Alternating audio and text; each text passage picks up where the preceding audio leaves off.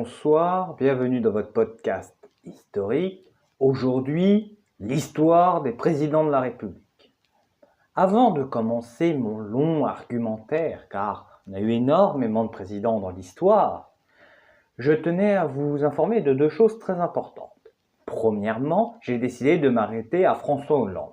En effet, comment juger le mandat de M. Macron alors qu'il n'est pas encore fini? On n'est plus dans la dimension historique, mais dans la dimension journalistique, ce que je refuse de faire. Deuxièmement, concernant la présentation de mon argumentaire, j'ai beaucoup cherché car il est difficile de trouver une façon qui convienne à tout le monde et la meilleure façon, il y en a plusieurs. Donc j'ai dû adapter ma façon de faire et j'ai essayé de faire une liste de 10 faits par président de la République, ce qui permet de traiter plusieurs points. Et plus on se rapproche dans la modernité, plus j'essaye de me concentrer sur le mandat du président et pas trop sa vie avant. Donc, aujourd'hui, nous allons parler des présidents de la République et nous allons commencer tout de suite. Louis-Napoléon Bonaparte, né en 1808 et mort en 1873, qui fut notre président de 1848 à 1852. C'est le premier président de la République de l'histoire de France et le dernier souverain français. Il est le neveu de Napoléon Ier. Il a fait 3 coups d'État, s'est échappé de prison après son deuxième coup d'État car il était enfermé. Il est élu au suffrage universel. C'est la première et seule fois jusqu'en 1965. Il est élu avec 74% des votes. Il avait une fibre sociale. Il a renversé la République qui l'a élu. Et il est resté au pouvoir sous le nom de Napoléon III jusqu'en 1870. Il va décéder de problèmes à la vessie. Adolphe Thiers, né en 1797, mort en 1877, président de la République de 1871 à 1873. C'est un avocat, écrivain, journaliste. Il a été monarchiste, républicain, partisan de l'Empire et à nouveau républicain. Ne vous inquiétez pas, ces revirements, dans la majorité de l'esprit des gens, ça s'est passé comme ça. Il est marié à une femme, mais s'affiche avec la mère de cette femme. Il s'affiche avec sa belle-mère. Il a fait ménage à 3. Il est le chef de l'exécutif au départ. Il n'est pas considéré comme président de la République. Tout au début, tout début 1871, c'est le chef de l'exécutif. Il a même dit, chef, on va me prendre pour un cuistot. Il gère les négociations du traité de paix avec Bismarck. Il est obligé de quitter Paris pour Versailles. Durant son mandat s'est produit la Commune. Il est lâché par l'Assemblée royaliste et il démissionne. Et il a espéré un retour jusqu'à sa mort. Patrice MacMahon, né en 1808 et mort en 1893, président de la République de 1873 à 1879. C'est un militaire émérite en Algérie, en Crimée, à Magenta et en 1870. C'est un royaliste. Il est là pour remettre le roi sur le trône et à la tête de l'État. Mais la restauration échoue car Henri V, le nom du roi qu'on aurait dû avoir, refuse le drapeau tricolore et veut le drapeau blanc, ce qui provoque des divisions chez les royalistes qui leur seront fatales à leur projet.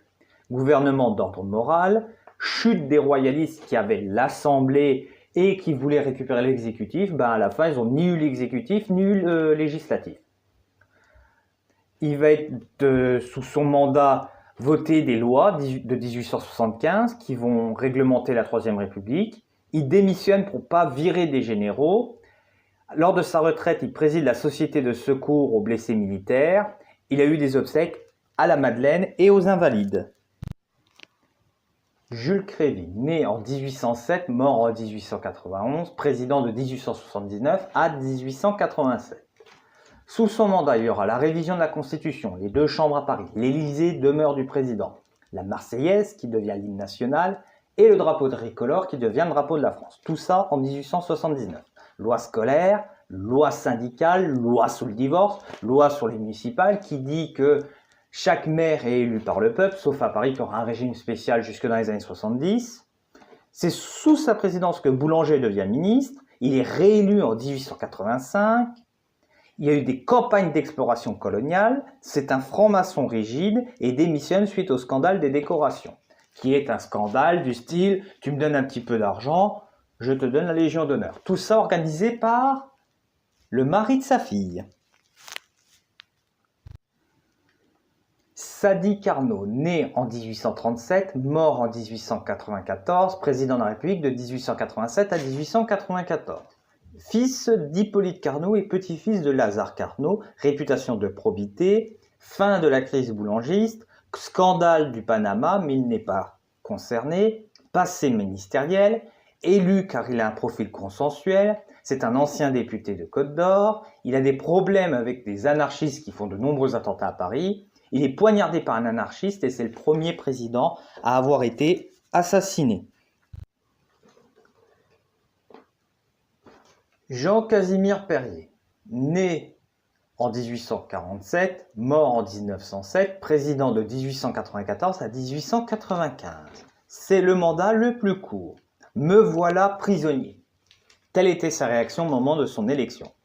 Il souffre du manque de pouvoir, il ramasse beaucoup de critiques, vient d'une grande famille de banquiers, cherche un prétexte pour démissionner, démissionne par manque de soutien, se retire définitivement de la politique. Il est témoin au procès de Dreyfus et meurt d'une angine de poitrine. Félix Faure, né en 1841, mort en 1899, président de la République de 1895 à 1899. C'est un autodidacte, le petit tanneur devenu président. Il mesure 1,86 m, j'accuse lui est adressé, intervient peu dans les affaires. Il aura quand même la grosse affaire Dreyfus pendant son mandat. C'est un monarque républicain, met ses initiales partout, veut créer un costume de président. Il est mort dans les bras de sa maîtresse.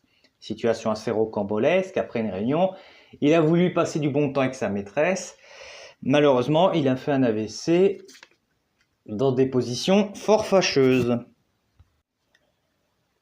Émile Loubet, né en 1838, mort en 1929, président de la République de 1899 à 1906. Il va gracier Dreyfus, il manque de subir un coup d'État, se fait agresser au champ de course à Auteuil, crise de Tanger avec l'Allemagne, l'entente cordiale, intérêt sur la politique étrangère, subit un attentat à la bombe, inaugure le métro parisien, président durant les lois de 1905 et il est dégoûté de la politique après son mandat.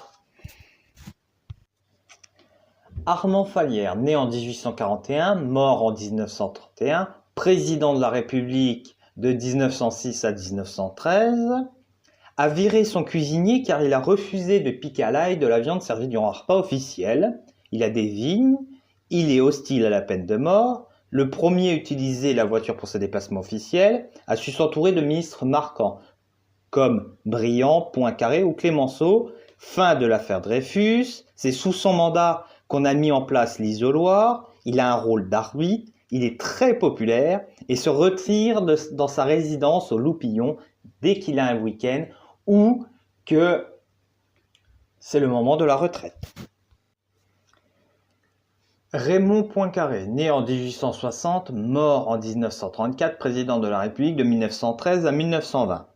C'est le président durant la Grande Guerre, c'est un avocat, cousin d'Henri Poincaré, président 1913, donc il prépare la guerre, veut maintenir le service militaire à 3 ans, appelle Clémenceau en 1917, revient en 1922 pour remettre de l'ordre, 1926-1929 président du Conseil, sénateur jusqu'à sa mort, c'est une grande figure politique du XXe siècle en France. Paul Deschanel, né en 1855, mort en 1922, président de la République pendant l'année 1920. Il tombe d'un train, il souffre de dépression et de somnambulisme, il profite de l'élimination de Clémenceau pour être élu. Il y a beaucoup de parodies qui circulent sur lui, démission retardée par ses proches, dont le président du Conseil, démissionne pour raison de santé, part se soigner dans un établissement spécialisé. Dès qu'il va mieux, il redevient sénateur. C'est un très bon orateur, il a une assez haute idée de lui-même. Alexandre Millerand, né en 1859, mort en 1943, président de la République de 1920 à 1924. C'est un ancien socialiste qui passe à droite en 1914, premier ministre socialiste de l'histoire, profite de ce ministère pour passer des lois sociales, président du Conseil puis président, veut élargir le nombre de grands électeurs qui élisent le président, car sous la Troisième République, le président est élu par les deux assemblées, veut un président responsable, élu pour ça par une chambre de droite, s'engage dans la campagne législative de 1924, victoire du cartel de gauche, c'est-à-dire de ses opposants, il finit par démissionner.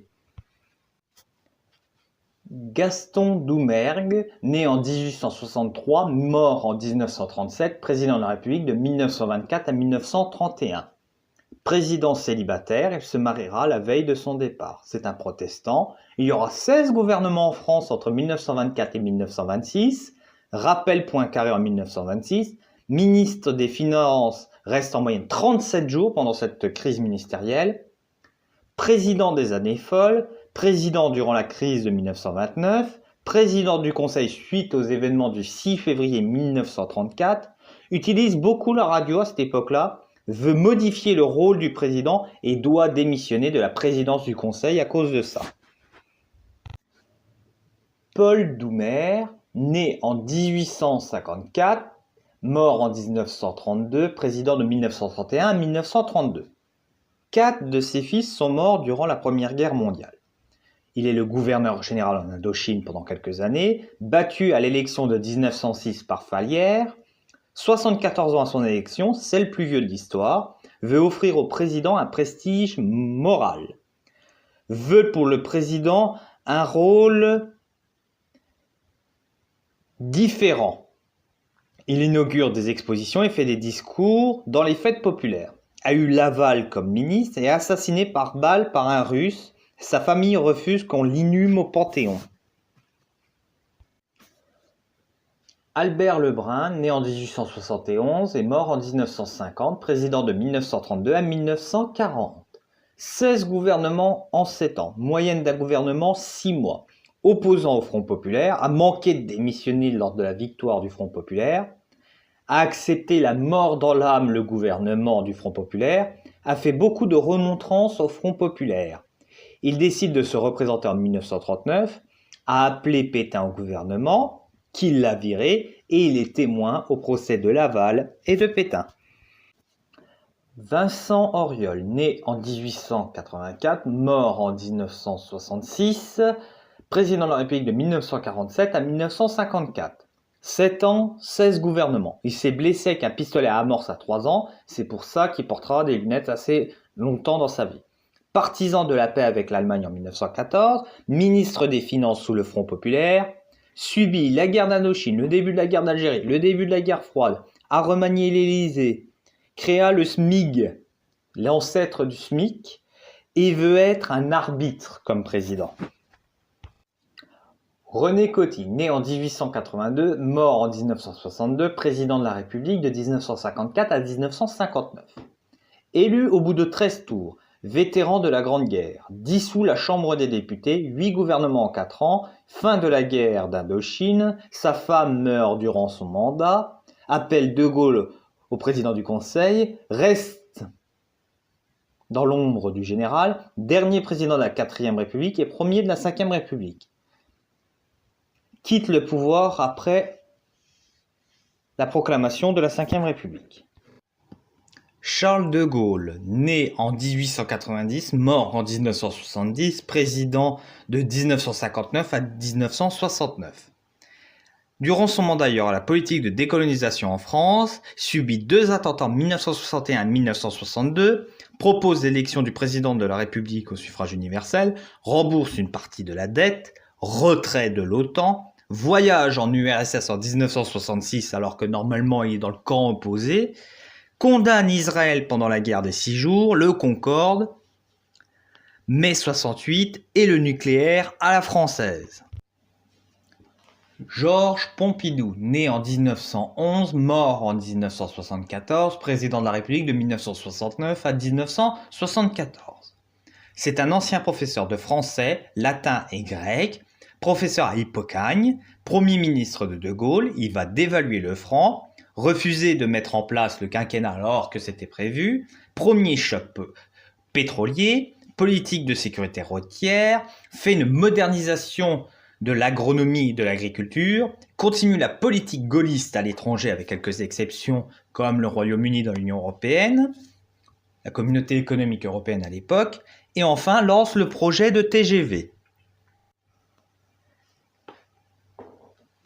Valéry Giscard d'Estaing, né en 1926, toujours vivant en septembre 2018 quand j'enregistre cette vidéo, président de la République de 1974 à 1981.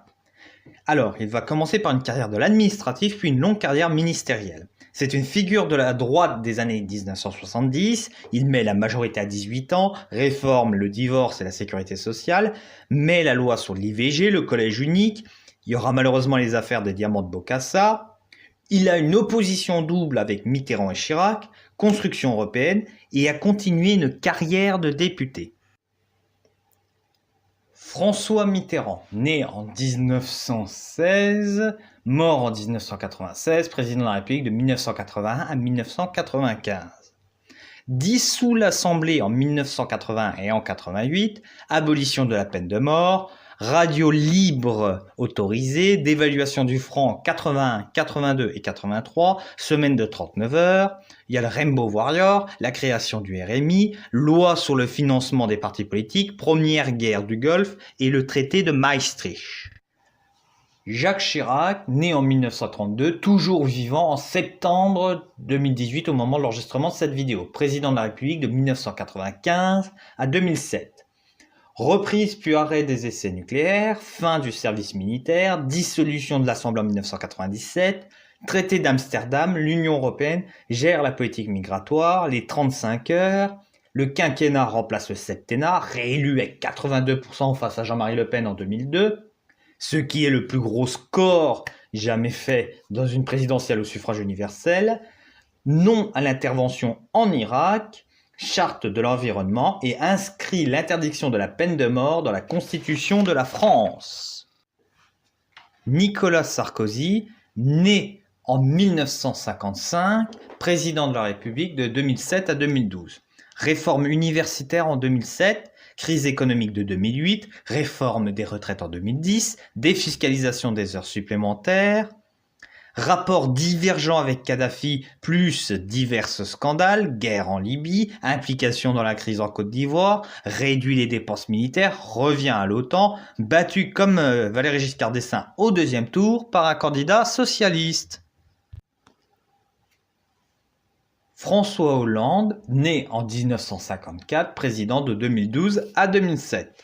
Politique fiscale plus que mitigée, politique sur l'emploi plus que mitigée, là aussi, ce n'est pas une accusation, c'est simplement que les chiffres démontrent que c'est pas la joie.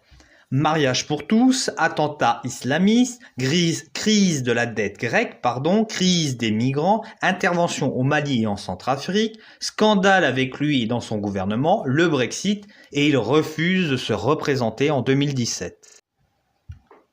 Je peux concevoir que mon approche fait assez liste de courses, et j'en m'excuse d'avance si cela vous dérange. Mais j'ai trouvé que c'était le meilleur moyen pour avoir une couverture à peu près uniforme de la longue histoire des présidents de la République. Je ne me suis point attardé sur les institutions, car cela sera l'objet d'un épisode spécial. J'espère que vous avez apprécié l'épisode. N'oubliez pas de vous abonner, de liker, de partager, d'aller sur la page Facebook et de vous faire plaisir. Ciao!